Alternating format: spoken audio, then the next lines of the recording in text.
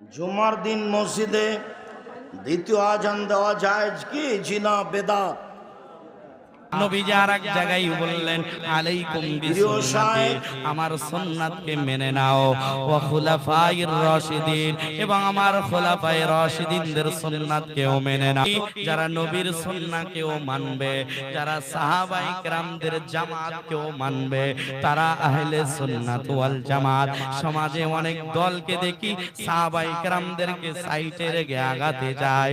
অনেকেই বলে জুমার দ্বিতীয় আযান বিদআত।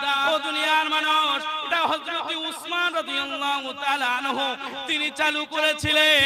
ইউটিউবে ফেসবুকে দেখছিলাম, তারা পরিষ্কার ভাবে বলছে এটা নবীর সুন্নাহ না, এটা মানব না।